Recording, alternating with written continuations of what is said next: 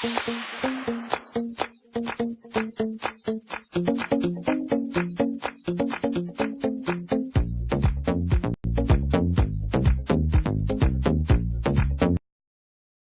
Onyeabor, one of music's most insoluble puzzles to the end. William Onyeabor, the Nigerian musician who died in his sleep on Monday at the age of 70, was the recluse's recluse. For someone like Sixto Rodriguez, subject of the documentary Searching for Sugarman, belated cult stardom was both a vindication and a second chance. But for Onyeabor, growing interest in the music he released during the 70s and 80s cut little ice. Requiring neither money nor attention, he declined to promote Who is William Onyeabor? The 2013 compilation released on the Luaka Bop label. It says a great deal about his popularity with musicians that the mutating supergroup that toured in his place featured the likes of David Byrne, Damon Albarn, Blood Orange, and Hot Chip. Thanks to fans like these, Onyeabor achieved the almost impossible. He experienced a successful comeback with his enigma intact, and without lifting a finger. The contradictions and elisions in Onyeabor's life story have never been fully resolved. For decades all that was known for sure was that between 1977 and 1985, he released 9 albums of bewilderingly inventive synthesized Afrobeat on his own Will Films label. Beyond that there were only rumors. Had he really studied cinematography in Moscow? Or law at Oxford? Did the film for which his 1977 debut Crashes in Love was allegedly the soundtrack even exist? How on earth had a DIY author in a small Nigerian town made records so unique and forward-looking that they could slot into house music DJ sets decades later? And why did he stop? In the 2014 noisy documentary Fantastic Man, an acquaintance remarked, "It is difficult to say exactly who he is, so people just made up things to fit thought." Most of what we know about Onyeabor is thanks to Luaka Bop's Eric Wells Nystrom and Nigerian-American journalist Akana Ike, who spent years trying to answer these questions, with virtually no extant information to work from.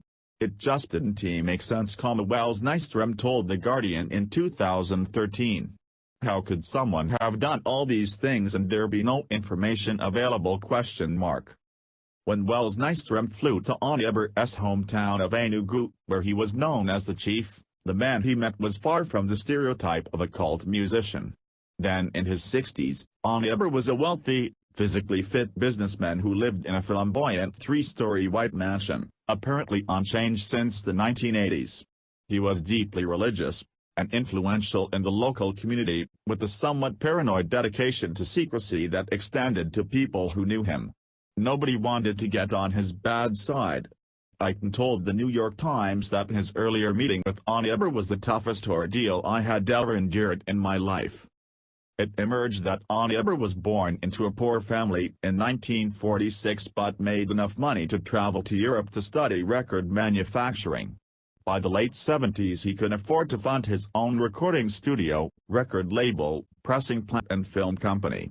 His business interests, which included a semolina flour mill, led to him being named West African Industrialist of the Year in 1987. He would not, however, be drawn on the existence of the Crashes in Love movie, the exact nature of his Russian connections, or his reasons for making, and then quitting, music.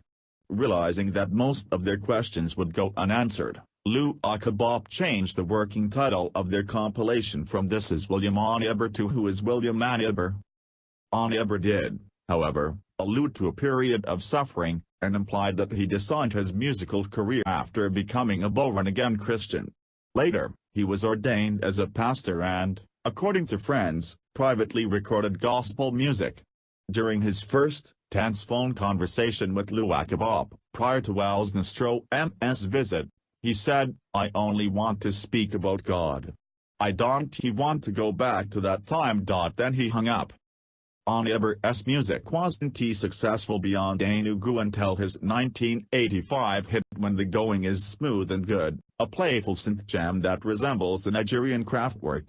Even then, he refused to play live and disliked press attention. It was to be his last record. but interest in his work was renewed in 2001 when the Strut label featured 1978's Better Change Your Mind, a meandering psychedelic funk record that mocks the arrogance of governments, on its Nigeria 70 compilation. Other tracks emerged sporadically over subsequent years, winning fans including Caribou, Fortet, and Tune Yards, before the Luaka Bop compilation triggered a full-blown revival. In the noisy documentary, Damon Albarn said, "This is exactly the kind of music I would love to be able to make." In 2014, Onyeabor granted his first and only radio interview to Six Music's Lauren Laverne, in which he demonstrated a dry sense of humor and said, "I only composed the type of music that would help the world." The uncertainty surrounding Onyeabor's precise methods and motivations makes his music all the more fascinating. His audacious use of synthesizers, which verged on proto-techno, was without precedent in Nigeria, where such equipment was as hard to find as it was to afford. He shunned attention yet presented himself, in lyrics and on record sleeves, as a star. His records were confident, expansive and frequently political, as if he were addressing fans across the world rather than a few people in Enugu. Defying their time and place, they have no context that makes sense, except that of Onyeabor's own peculiar imagination. At the time of his death he was more popular and influential than he had ever been, but he remained to the end one of music's most insoluble puzzles.